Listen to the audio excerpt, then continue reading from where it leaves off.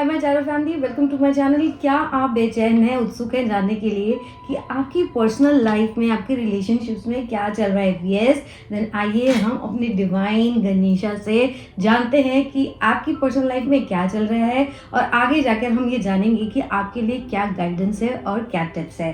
तो आइए फ्रेंड्स, हम गनीशा से गाइडेंस मांगते हैं, कार्ड्स मांगते हैं और क्लैरिटी मांगते हैं। निकालेंगे 3 कार्ड्स रीडिंग करते हैं आज, और एक हम कार्ड निकालेंगे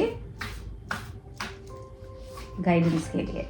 तो फ्रेंड्स, हमारे 3 कार्ड्स आ गए हैं, एक हम गाइडेंस भी ले लेते हैं और इनके लिए हम क्लैरिफायर्स भी साथ साथ में निकलवा लेते हैं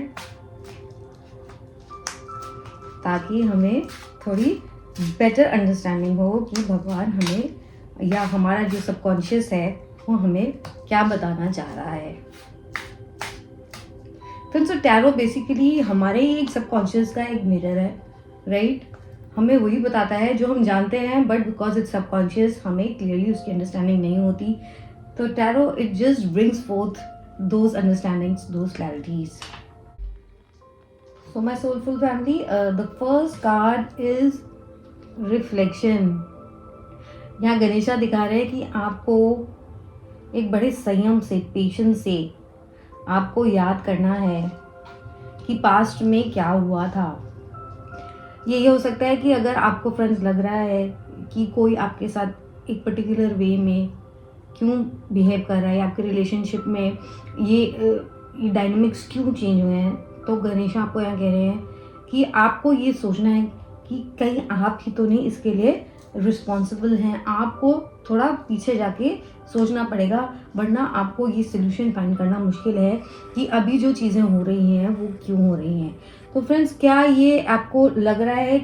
आप मुझे बताइएगा कमेंट्स में कि ऐसे अभी सिचुएशन है कि आपके किसी रिफ्लेक्शन में आपके किसी रिलेशन में ऐसे चीज़ें हो रही हैं, आपको समझ नहीं आ रहा क्यों है। बट अगर आपको थोड़ा सा ये आइडिया है कि यू माइट बी रिस्पॉन्सिबल, तो यहाँ आपको गणेशा कहना है yes, this is an indication. आपको सोचना है, आपको देखना है कि आपने पास्ट में कुछ ऐसा किया है और आपने ही करेक्टिव एक्शन लेना है। So yes friends, that is the guidance. If there is something wrong, then you need to think and you need to fix it.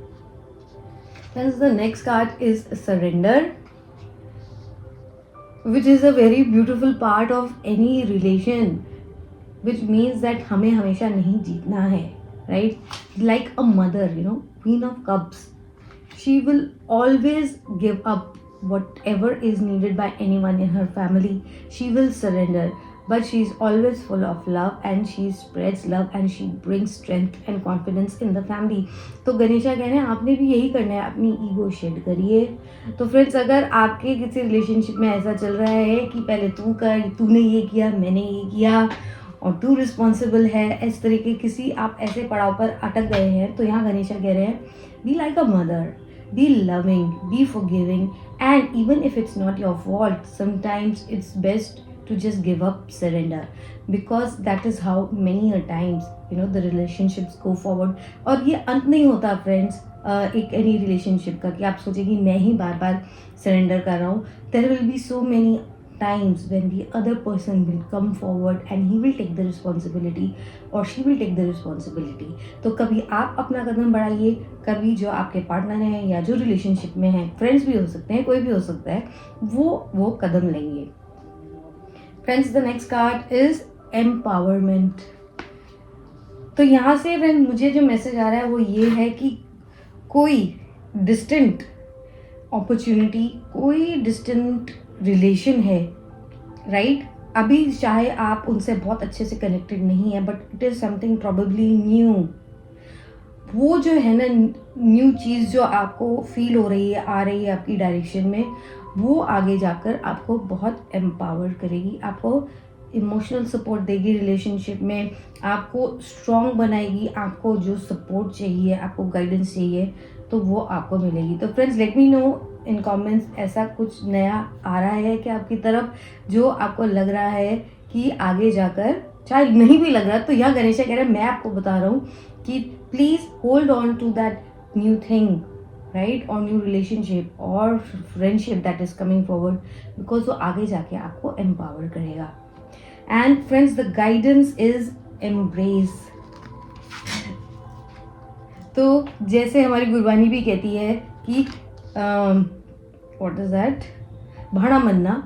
तो एम्ब्रेस जो हो रहा है उसको एक्सेप्ट करिए. तो अगर आपको कभी लग रहा है कि हार भी मान रहे हैं, आप थक हार भी रहे हैं किसी रिलेशनशिप में, तो it is all a part of any consistent strong beautiful relation. कभी आप हारेंगे और कभी दूसरा हारेगा. तो इस फैक्ट को आपने एम्ब्रेस करना है. कैसे? बिल्कुल सिंपल तरीके से रहकर, अपने रिलेशनशिप की कॉम्प्लेक्सिटीज़ को हटाकर आपने ये करना है. तो फ्रेंड्स, आपके लिए जो गाइडेंस है वो यही है सबसे ज़्यादा, कि आप हमेशा ये ना सोचिए कि दूसरा पर्सन ही रिस्पॉन्सिबल है, उसकी ही हमेशा फॉल्ट है, राइट. जो कि एक नेचुरल ह्यूमन टेंडेंसी. हमें हमेशा यही लगता है कि हम तो सही ही हैं और हम परफेक्ट हैं और हमें सब सही से आता है. बट ये सबको लगता है, तो सब तो सही नहीं हो सकते हैं. तो यहाँ आपको गणेशा कह रहे हैं, आपको सोचना है आपने कहाँ गलती करी है, और वो सोच के जब आप आगे बढ़ेंगे ना फ्रेंड्स, तो आपका रिलेशनशिप स्ट्रांग होगा. और and like a mother or like any parent, just sometimes give up, surrender. और उससे क्या होगा ना, आपकी रिलेशनशिप सॉफ्ट होगा. आपके रिलेशनशिप में से जो स्टिफनेस है ना वो जाएगी, और आप जब फ्लेक्सिबल बनेंगे तो आपका रिलेशनशिप भी फ्लेक्सिबल होगा, आपके पार्टनर भी रिलेशन भी फ्लेक्सिबल होंगे, और आपकी तरफ कोई एम्पावरमेंट वाला फिगर आ रहा है. और मुझे जो लग रहा है it's probably a male figure.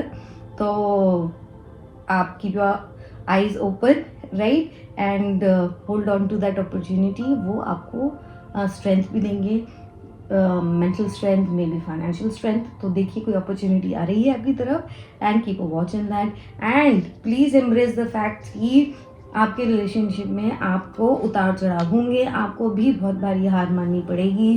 And a natural consequence, as a natural consequence, आपके जो पार्टनर हैं या दूसरे हैं उनको भी हार मानी सकती है. तो फ्रेंड्स, ये बच्चों के साथ भी हमारे साथ होता है. कभी वो अटक जाते हैं चीज़ों में, तो यहाँ एज अ पेरेंट कई बार हमें भी एक स्टेप बैक करना चाहिए. If everything is fine, we should let them take the decision or the step that they want, because it helps them to grow better. It gives them confidence in their life and in their capabilities.